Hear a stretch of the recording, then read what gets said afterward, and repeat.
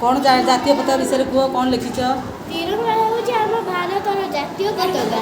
ଭାରତର ଜାତୀୟ ପତାକାର ତିନିଟି ରଙ୍ଗ ରହିଛି, ଯଥା ନାରଙ୍ଗୀ, ଧଳା ଓ ସବୁଜ ରଙ୍ଗ ରହିଛି।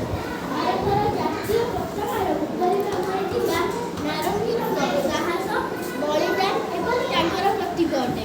ଭାରତର ଜାତୀୟ ପତାକାରେ ଥିବା ଏବଂ ଅହିଂସାର ପ୍ରତୀକ ଅଟେ। ଭାରତର ଜାତୀୟ ପତାକାରେ ଥିବା ସବୁଜ ରଙ୍ଗ ଜୀବନ ଏବଂ ସମୃଦ୍ଧିର ପ୍ରତୀକ।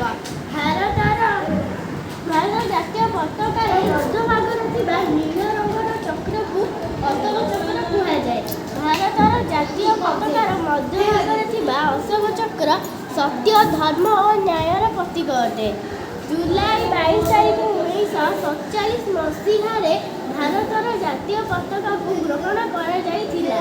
ଭାରତର ଜାତୀୟ ପତାକା ତିରଙ୍ଗା ଆକୃତିରେ ଆୟତାକାର ଅଟେ ଏବଂ ଏହାର ଲମ୍ବ ଓ ପ୍ରସ୍ଥର ଅନୁପାତ 2.3 ସେମି ଅଟେ। ଭାରତର ଜାତୀୟ ପତାକାର ଡିଜାଇନ ଆକୃତି